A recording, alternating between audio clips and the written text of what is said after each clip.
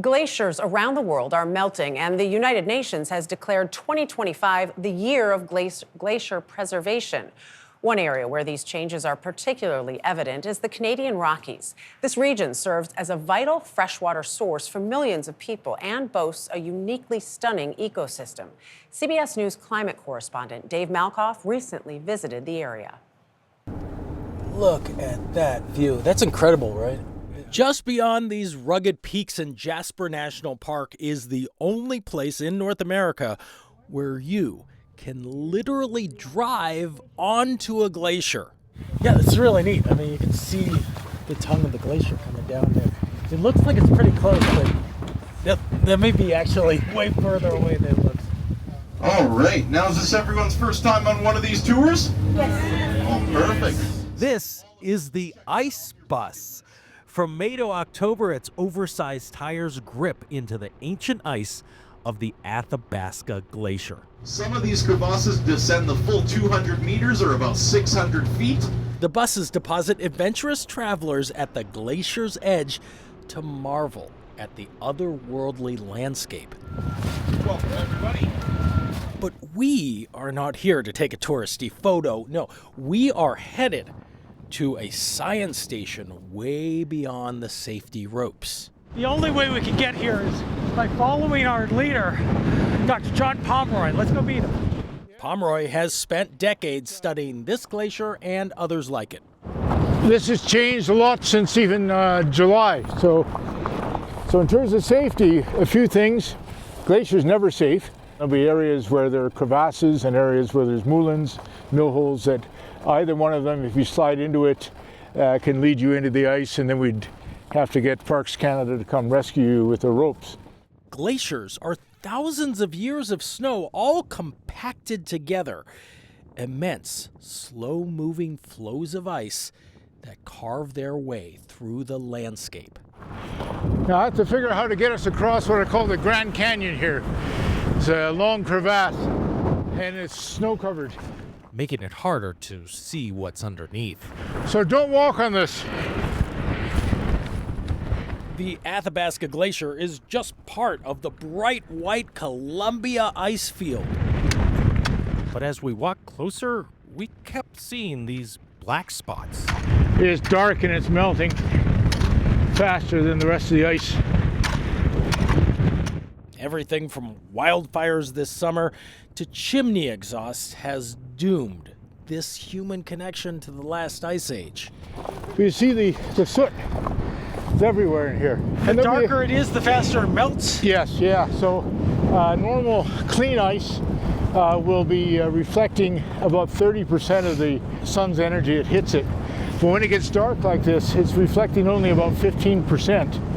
And by contrast, fresh snow is reflecting 90% of the energy hitting it. Okay, here we are, home sweet home.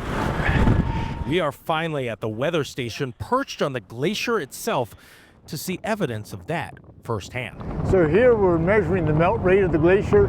We're measuring the energy flows into the ice from solar radiation and thermal heat from the atmosphere. We're also measuring the accumulation of snow and how it blows off the ice. But the big thing is the ice melt rate here. We're seeing 7 to 8 meters, so 21 to 28 feet of downward melt per year of ice here, and that's releasing a tremendous amount of water. But it also means this glacier is on the way out. What is this black tape here? Well, we put that tape to mark the height of the ice after we drilled in the pool here. And that was like months ago or a year ago? 2 weeks ago. And this is the cold time of year, so this melted this much in just 2 weeks. Most of that occurred in 1 week. Yeah, 1 week ago, it was up to nearly right here. Here's a photo of the Athabasca Glacier taken 86 years ago, and here it is today, starkly revealing the toll our warming climate has taken. See that little parking lot back there? That's where the glacier used to be in 1980.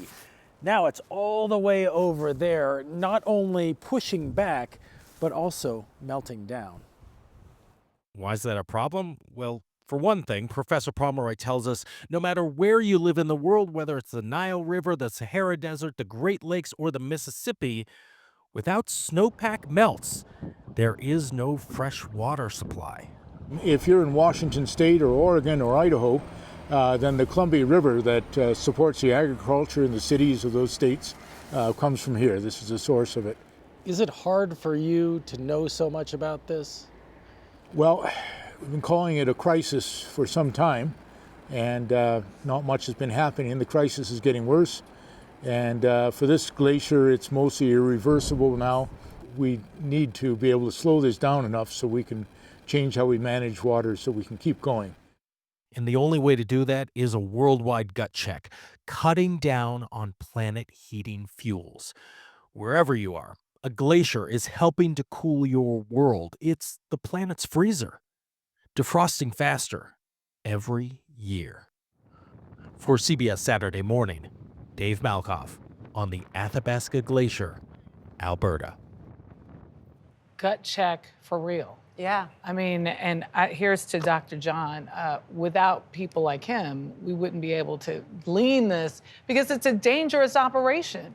Yeah, I think if there's the moment, I think you and I had the same reaction, and everybody probably watching. You see that line on that pole, and that's a couple weeks, and really a week. Again, if you don't believe, there's that moment, and now can't reverse it. Can't reverse it either. Cannot reverse Only it. slow it. What a great reporting there by Dave Malkoff. And by the way, he actually has a virtual reality tour that you can take with him of the glacier. It's on our social posts, so if people want to go and look for those, put on your VR goggles, another look at it. Interesting way to